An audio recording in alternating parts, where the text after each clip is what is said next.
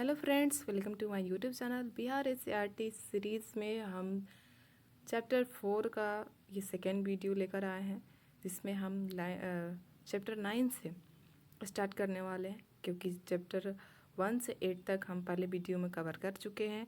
तो बढ़ते हैं हम इस वीडियो में चैप्टर 9 की तरफ, जब मामा जी घर आए। आज रक्षाबंधन है। कुंदन और वंदना ने नए कपड़े पहने हैं। बनारस से उनके मामा आने वाले हैं। माँ उनको राखी बांधेगी। मामा जी आए। सभी बच्चे मामा जी को घेर कर बैठ गए। माँ बहुत खुश थी, बोली, माँ और पिताजी कैसे हैं? मामा जी बोले, माँ पिताजी अभी बनारस में हैं और अच्छे हैं। फसल काटने के समय गांव गए थे। तभी कुंदन बोल पड़ा, पिछले वर्ष की गर्मी की छुट्टियों में जब मैं गांव गया था तो बगीचे में बहुत सारे आम थे। मामा जी ने बताया, इस बार आम नहीं के बराबर लगे थे, कुछ पेड़ आंधी में भी गिर गए।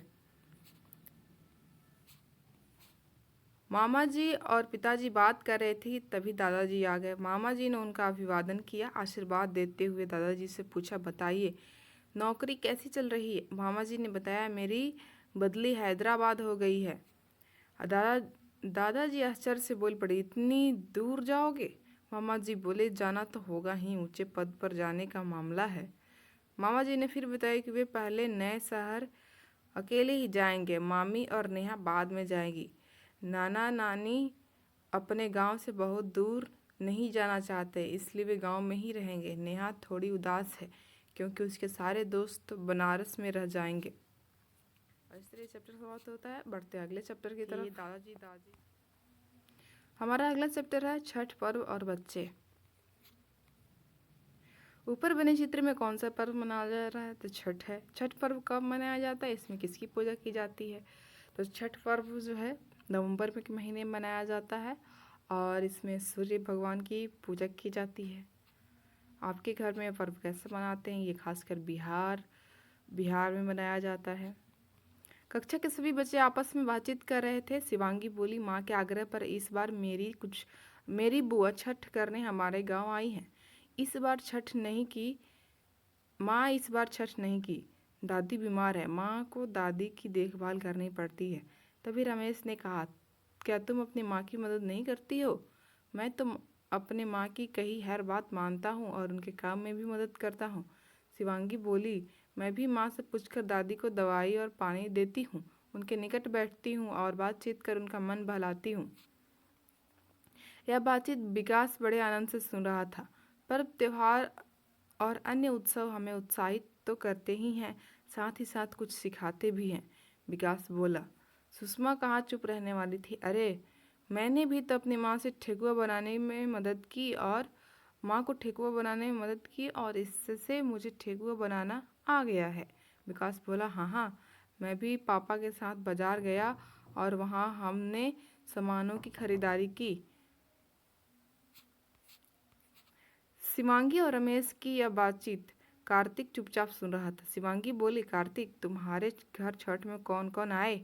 कार्तिक बोला, यही तो एक पर्व ऐसा है जिसमें मेरे परिवार के सभी सदस्य, चाचा चाची, बुआ फूफा एवं उनके बच्चे आते हैं। इस बार भी सभी लोग आए थे और हम सब लोगों ने खूब मज़ा किया। उनके चले जाने के कारण ही तो मन नहीं लग रहा है। मैं सोच रहा हूँ कि अब ऐसा कौन सा उत्सव आएगा जब हम सभी फिर से इकट्ठे होंगे। कार्तिक यह जानने के लिए बेचैन हो रहा था, आखिर परिवार के सदस्य बाहर जाते ही क्यों हैं। रमेश बोला, रुपया पैसा कमाने के लिए, और किस लिए? रुपए से ही घर बनता है, कमीज पैंट आती है, इलाज होता है, वजन मिलता है। शिवांगी जोर से हंसी और बोली, भला रुपया भी कोई खाता है?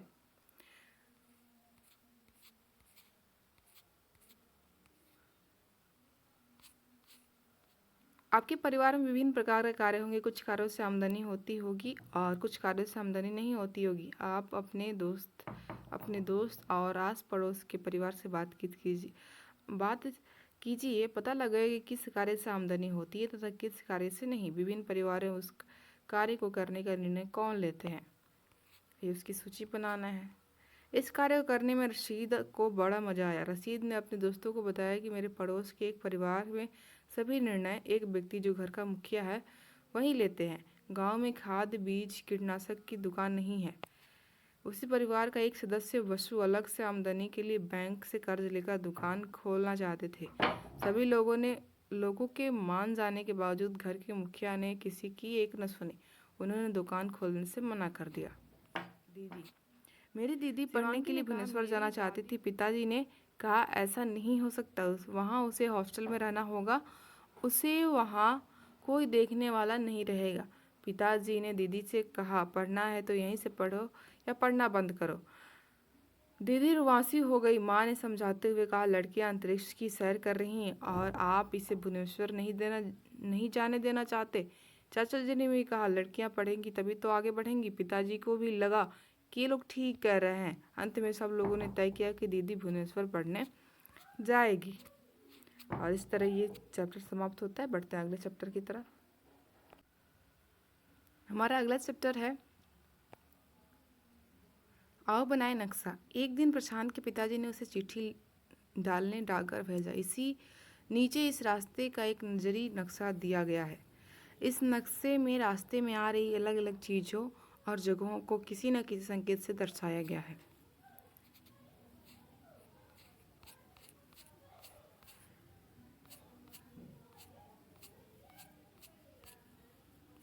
जैसे ये घर का नक्शा है, डाकघर का है, पहाड़ का है, प्रशांत के घर का है, कुआं का है, स्वास्थ्य केंद्र का है, तालाब का है, नदी का है, खेत का है, ये पुल का, पेड़ का और मंदिर का। तो नक्शा बनाने के लिए कुछ सांकेतिक दृश्य दर्शाए। हमारा अगला चैप्टर है आओ बनाए नक्शा। एक दिन प्रशांत के पिताजी ने उसे चिट्ठी डालने डाकघर भेजा। नीचे इस रास्ते का एक नजरी नक्शा दिया गया है। इस नक्शे में रास्ते में आ रही अलग अलग चीज़ों और जगहों का किसी न किसी संकेत से दर्शाया गया है। तो ये डाकघर के लिए नक्शा है और घर के लिए कुछ संकेत दिए गए। घर, डाकघर, पहाड़, प्रशांत का घर, कुआं, स्वास्थ्य केंद्र, खेत, नदी, तालाब, पुल, पेड़, मंदिर। जब आप अपने घर से पाठशाला जाते हैं तो आपको भी रास्ते में पेड़, कुआं, मंदिर आदि मिलते होंगे। अपने घर से पाठशाला पहुंचने तक के रास्ते का नजरी नक्शा बनाइए। रास्ते में आ रही चीज़ों और जगहों को संकेतों से दर्शाइए। आप अपने मनचाहे संकेत बना सकते हैं, पर उन्हें नीचे बनाना मत भूलिएगा। और ये संकेत है।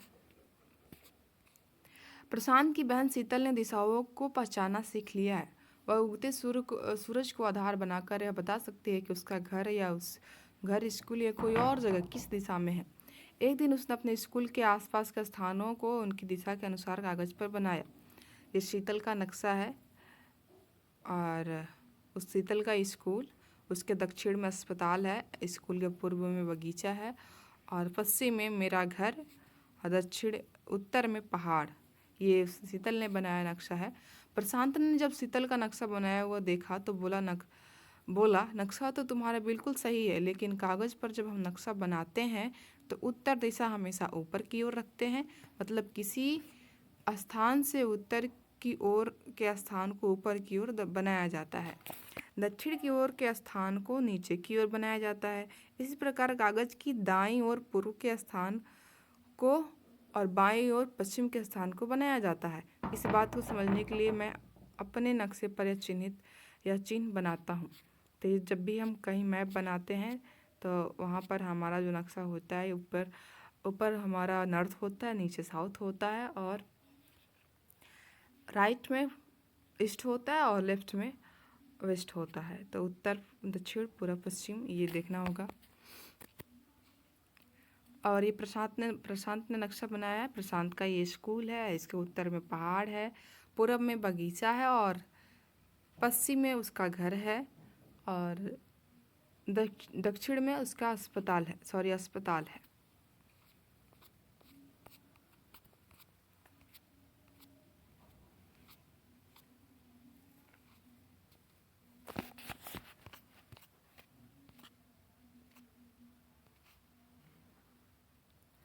आज़ाद ने नक्शा बनाया। अपने कक्षा 3 में दिशा पहचानना सीख लिया था। इस कक्षा में आपने सीख लिया कि नक्शों में दिशाएं कैसे दर्शाई जाती है और संकेत सूची किस प्रकार बनाई जाती है। तो ये आज़ाद ने कुछ नक्शा बनाया हुआ है और इसके संकेत से सूची है, हैंडपंप है, घर घेरा है, शाला है, पेड़ है, खेत है, मंदिर, मस्जिद, सड़क, रेल लाइन, रेल फाटक, नदी। ये उसने नक्शा बनाया। करे ये नक्शा आज़ाद ने बनाया है या उसकी पाठशाला के आसपास का नक्शा है। नक्शे में खेत, घेरा आदि दर्शाए गए हैं। उसने नक्शे की सूची भी साथ बनाई है। आज़ाद ने आपकी मदद के लिए दिशा तीर भी बनाए हैं।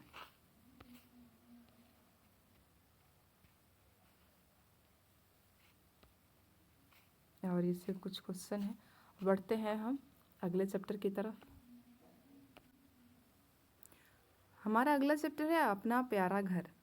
नन्ही गौरैया को अंडे देने हैं। वह चाहती थी कि एक बढ़िया घोंसला बनाए, वहाँ जहाँ वह सुकून से अंडे दे सके और अपने बच्चे की सुरक्षित देखभाल कर सके।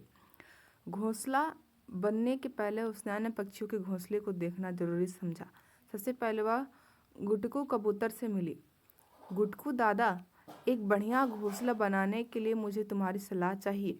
घोंसले को बढ़िया बनाने में मेहनत करना तो बेकार ही है, क्योंकि से ज़्यादा महीने भर के लिए ही घोंसले की ज़रूरत रहती है। मेरी तरह कहीं भी 4 तिनके जमाओ और काम चलाओ। ये गुटकू कबूतर ने जवाब दिया था। यह भी कोई बात हुई। नन्ही ने सोचा और बिना कुछ कहे वहाँ से चली गई। रास्ते में मिठू मामा से मुलाकात हुई। मिठू मामा, मुझे एक शानदार घर बनाना है, मेरी कुछ मदद करोगे? बनाती क्यों हूँ, मेरी तरह कोई कोटर देख लो ना। नन्ही ने कोटर में झांक कर देखा। बाप रे, यह कितना है, यह घर है या अंधेर कुआं? इसके बाद नन्ही बया से मिली। बया बोली, मेरा घोंसला बेशक शानदार है, लेकिन यह तुम्हारे लिए बड़ा मुश्किल होगा नन्ही। वैसे भी इसमें खिड़कियां तो है ही नहीं। नन्ही ने मन ही मन सोचा और दर्जिन के पास पहुंची। तो ये बड़ा चिड़िया का घोंसला है। दर्जिन उस समय घास के मजबूत रेशों से पत्ते को सीलकर घोंसला बना रही थी। सुई का काम अपनी नुकीली चोंच से कर रही थी।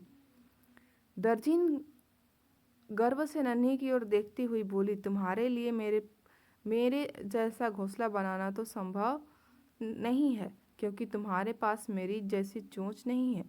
तुम बुलबुल, पंखुड़ी और कालू कौवे का घोंसला देख लो, उन्हें आसानी से बनाया जा सकता है।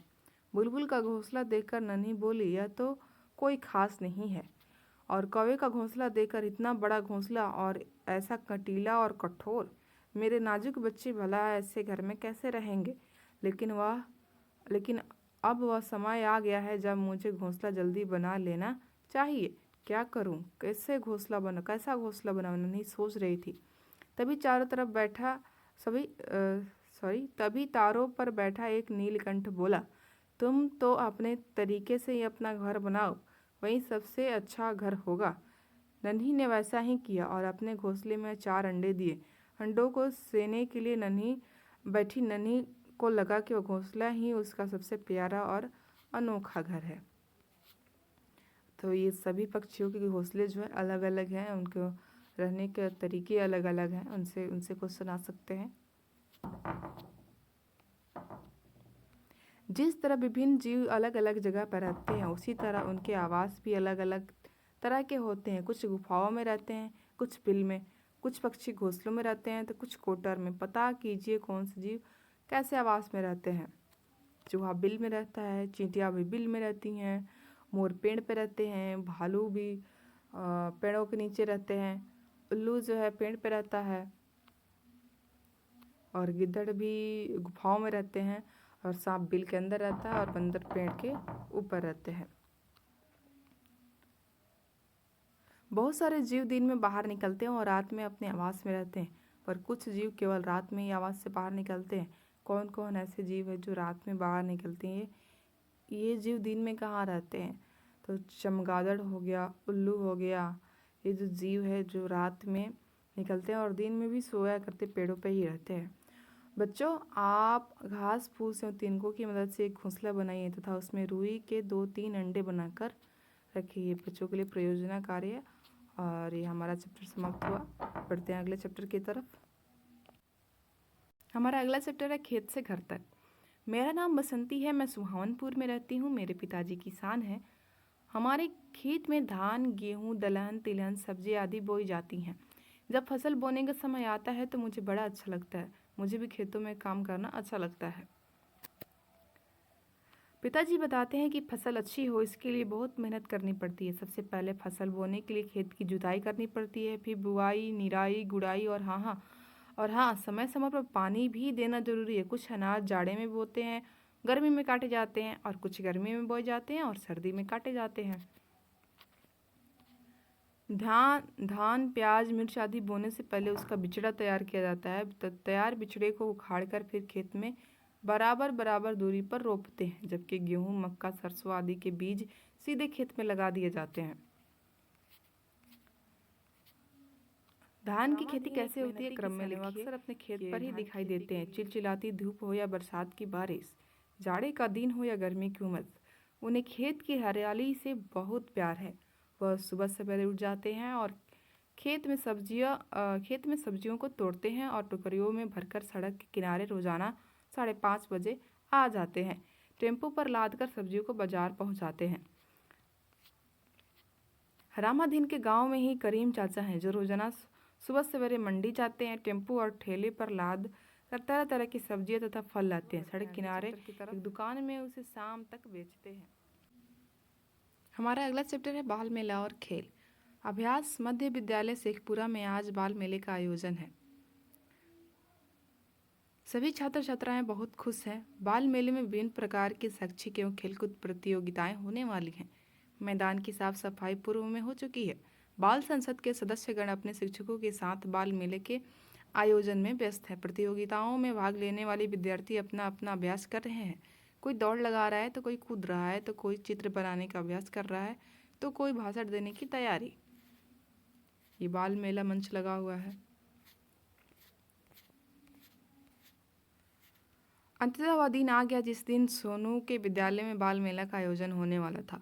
सुबह से ही सारे बच्चे मैदान में थे। कुछ बच्चे लंबी कूद लगा रहे थे तो कुछ दौड़ लगा रहे थे तो कुछ बच्चे फुटबॉल खेल रहे थे। तभी फुटबॉल खेलने वाले कुछ बच्चे खेलते खेलते आपस में झगड़ पड़े। तभी एक अध्यापक वहां पहुंच गया। उन्होंने झगड़ा बंद करवाया और बच्चों को समझाया कि हर खेल के कुछ नियम होते हैं। हमें खेल भावना के साथ कोई खेल खेलना चाहिए। किसी भी खेल के में टीम के सभी सदस्यों का आपसी सहयोग व तालमेल बहुत ज़रूरी होता है। आपने कई बच्चों को खेलते हुए देखा होगा। क्या ऐसा हुआ है कि कुछ खेल केवल लड़कियां ही खेलती हैं, उन्हें लड़के नहीं खेलते हैं, और कुछ खेल केवल लड़के खेलते हैं, उन्हें लड़कियां नहीं खेलती हैं। तो ऐसे खेलों की सूची बनाना है।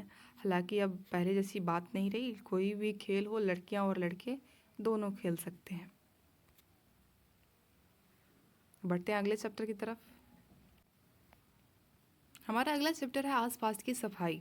मीना के घर के आगे बहता था एक नाला, कूड़ा कचरा फेंक जिसे लोगों ने भर डाला। मीना के घर के आगे बहता था एक नाला, कूड़ा कचरा फेंक जिसे लोगों ने भर डाला। पॉलीथीन, रद्दी कपड़े और बासी खाना, क्या जरूरी था उसे नाले में भरते जाना। रहता हरदम कचड़ों से नाला इतना जाम, नाली उफनी पानी फैला, गंदगी फैली तमाम। समझो भाई बात है इतनी, कचरा मत फैलाओ, जिसमें इनको डाल सको गड्ढा एक बनाओ। आस पास की साफ सफाई है सबकी जिम्मेदारी, कूड़ेदान के उपयोग में ही है अपनी समझदारी। तो ये कूड़े कचरे के निपटान से रिलेटेड ये चैप्टर है। हमें 2 तरह के कचरे के डस्टबिन बनाने हैं। एक सड़ने वाला कचरा, एक नहीं सड़ने वाला, यानी डिकम्पोज होने वाला। एक जो प्लास्टिक की बोतल वगैरह जो जल्दी नहीं सड़ते गलते हैं उनके लिए।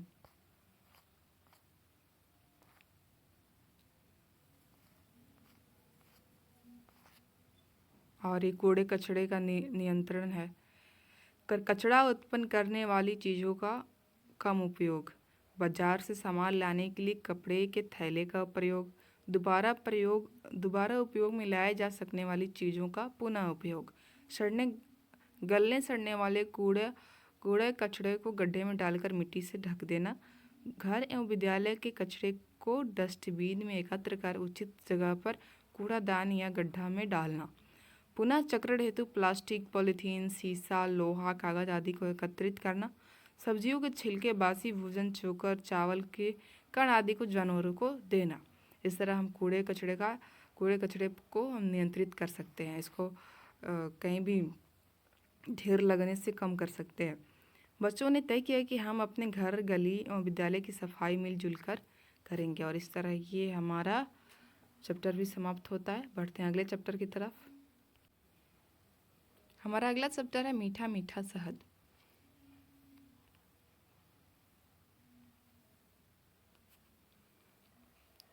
सोनी, मोनी, राजेश और नंदन बगीचे में घूम रहे थे। अनायास सोनी की नज़र आम के पेड़ के ऊपर लगी मधुमक्खी के छत्ते पर पड़ी। उसने कहा, अरे कितना बड़ा छत्ता है। सभी बच्चे उधर ही देखने लगे। छत्ते के आसपास मधुमक्खियां मंडरा रही थीं। राजेश बोला, संभल कर रहना, ये मधुमक्खियां काट भी सकती हैं। मोनी ने कहा, सिर्फ ये काटती ही नहीं, हमें खाने को मीठा और पौष्टिक शहद भी देती है। नंदन ने कहा, मधुमक्खियां हमारे लिए बहुत उपयोगी हैं, हमें इनके बारे में जानना चाहिए। सोनी बोली, पास ही उमा दीदी रहती हैं जो मधुमक्खी पालन करती हैं, चलो उनसे मधुमक्खियों के बारे में पता करें। सभी बच्चे उमा दीदी के पास पहुंच गए। उमा दीदी ने उनका स्वागत करते हुए पूछा, बच्चों आज सवेरे सवेरे कैसे आना हुआ? सोनी ने कहा, हम मधुमक्खियों के बारे में जानना चाहते हैं। उमा दीदी ने कहा, मधुमक्खियां अत्यंत ही उपयोगी जीव हैं। हजारों वर्षों से इनसे शहद और मोम से प्राप्त करता रहा है। राजेश ने पूछा, मधुमक्खियां शहद और मोम कैसे बनाती हैं? उमा दीदी ने बताया कि छत्ते में मादा श्रमिक मधुमक्खियां होती हैं जो फूलों से रस चूसकर शहद बनाती हैं। इनके पेट से ही मोम निकलता है। नंदन ने पूछा, क्या छत्तों में मादा श्रमिक मधुमक्खियों के अतिरिक्त और तरह की मधुमक्खियां होती हैं? उमा दीदी बोली, हाँ, छत्ते में 3 तरह की मधुमक्खियां होती हैं। सबसे बड़े आकार की रानी मधुमक्खी तथा सबसे छोटे आकार वाली मादा श्रमिक मधुमक्खियां होती हैं तथा मध्यम आकार के कुछ नर मधुमक्खी भी होते हैं। मोनी ने पूछा, ये मधुमक्खियां क्या काम करती हैं? उमा दीदी ने कहा, रानी मधुमक्खी ही एकमात्र अंडे देने वाली मधुमक्खी होती है। इसके द्वारा छत्ते की सभी मादा श्रमिक एवं नर मक्खियों का जन्म होता है। मादा श्रमिक मधुमक्खियां छत्तों का निर्माण करती हैं, जबकि नर मधुमक्खी संतान उत्पन्न करने में सहयोग करते हैं। बच्चे अभी बात कर ही रहे थे कि उन्हें आकाश में गोल गोल चक्कर में घूमती हुई मधुमक्खियों की भिनभिनाहट सुनाई दी। नंदन ने कहा, दीदी ऊपर देखिए मधुमक्खियाँ। उमा दीदी बोली, ये मादा श्रमिक मधुमक्खियाँ हैं। इन्हें फूलों के रस के बारे में पता चला है, जिसकी सूचना वे अपने सहयोगी मधुमक्खियों को विशेष प्रकार से नाचकर भेज रही हैं। इनके संकेत को समझकर शेष श्रमिक मधुमक्खियां फूलों का रस चूसने चली जाएंगी। तो मधुमक्खियों के छत्ते में 3 प्रकार की मधुमक्खियां होती है, एक रानी मधुमक्खी, नर मधुमक्खी और मादा श्रमिक मधुमक्खी। जितना उसमें के फूलों के रस चूसने का काम है वो श्रमिक मधुमक्खियों का होता है। और एक छत्ते में एक ही रानी मधुमक्खी होती है। सोनी ने उमा दीदी से पूछा, दीदी मधुमक्खियाँ किस प्रकार पाली जाती हैं? उमा दीदी बगीचे में पड़े बक्से को दिखाते हुए बोली, लकड़ी के आयताकार बक्से में मधुमक्खियाँ पाली जाती हैं। बक्से की दीवारों में छिद्र होते हैं जिसके द्वारा मधुमक्खी अंदर बाहर आ जा सकती हैं। इसके ढक्कन एवं दीवारों को सरकाया जा सकता है। बक्से के अंदर लकड़ी या प्लास्टिक के सरकने वाले कांच बने होते हैं तथा नीचे की ओर रानी मधुमक्खी का रहने का स्थान बना होता है। मधुमक्खियां बक्से के अंदर अपने छत्ते का निर्माण करती हैं। राजेश ने पूछा, इस बक्से से शहद कैसे निकालते हैं? क्या शहद निकालने से छत्ता टूट नहीं जाता है? उमा दीदी बोली, इस बक्से के ढक्कन को सरका दिया जाता है तथा एक हैंडल की सहायता से इसके भीतरी हिस्से को घुमाया जाता है, जिससे शहद रिस कर नीचे की ओर निकल जाता है तथा छत्ते को कोई क्षति नहीं पहुंचती है। मोनी ने पूछा, क्या शहद निकालने के समय मधुमक्खियाँ काटती नहीं हैं? उमा दीदी ने बताया कि शहद निकालते समय विशेष प्रकार के पोशाक से पूरे शरीर को ढक दिया जाता है। कुछ लोग कंबल भी ओढ़ लेते हैं। बचाव का उपाय करने के बाद भी कभी कभी मधुमक्खियाँ काट लेती हैं। नंदन दीदी शहद का हम लोग क्या क्या उपयोग करते हैं? रुमा दीदी ने कहा, शहद खाने के काम आता है, इसका उपयोग दवाइयों के रूप में किया जाता है। सोनी कहती, दीदी शहद बाजार में कैसे बिकता है? उमा दीदी कहती है कि हमारे जैसे शहद उत्पादक 100 से 125 रुपये प्रति किलोग्राम शहद बेचते हैं, लेकिन दुकानों में 250 से 350 रुपये प्रति किलोग्राम शहद बिकता है। राजेश कहते, दीदी आपका बहुत बहुत धन्यवाद, आपने हमें मधुमक्खियों के बारे में बहुत सारी बातें बताई। उमा दीदी, चलो मैं तुम लोगों को शहद खिलाती हूँ। और इस तरह ये चैप्टर समाप्त हुआ। बढ़ते हैं अगले चैप्टर की तरफ। हमारा अगला चैप्टर है तरह तरह के पक्षी। अपने आसपास कई तरह के पक्षी देखे होंगे। कुछ पक्षी बड़े होते हैं तो कुछ छोटे, कुछ रंग बिरंगे तो कुछ एक ही रंग के। उनके घोंसले, भोजन आदि में कितने अंतर होते हैं। इस पाठ में हम पक्षियों के बीच अंतरों को और थोड़ा ध्यान से देखने की कोशिश करेंगे। ये कुछ पक्षी के चित्र दिए गए हैं, सब एक दूसरे से अलग है। तरह तरह की उनकी चोंच भी होती है, उनके खाने के हिसाब से, और आपको यहाँ मिलान करना होगा।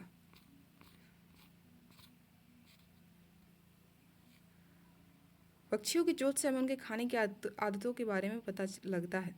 कुछ पक्षियों की चोंच ऐसी होती है, ये फल और बीज चुग कर खाते हैं। ये पहला फिगर जो आप देख पा रहे हैं, ये ऐसे चोंच वाले पक्षी फल और बीज चुग कर खाते हैं। ये नुकीली चोंच वाले, ऐसी चोंच मांस को चीरने फाड़ने में काम आती है। ये चोंच मांस खाने वाले पक्षियों की है। कुछ पक्षी मिट्टी में से कीड़े खोद कर निकालते हैं। उनकी चोंच ऐसी होती है, लंबे होती है इनकी पतली चोंच, जिससे मिट्टी में खोद कर कीड़े भी ये निकाल सकते हैं। कुछ पक्षी फूलों के रस को पीते हैं, उनकी चोंच ऐसी होती है।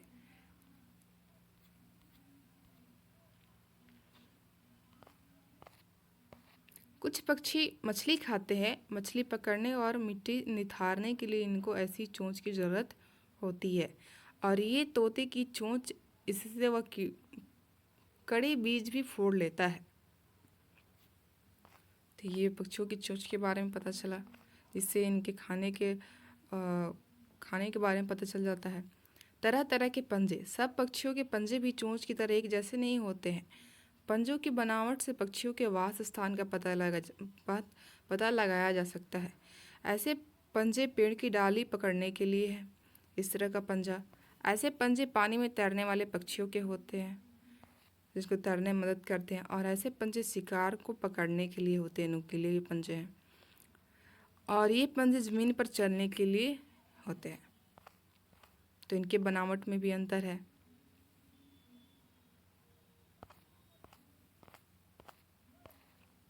पहेली समझकर पक्षी का नाम लिखिए तथा चित्रों से के साथ मिलान कीजिए।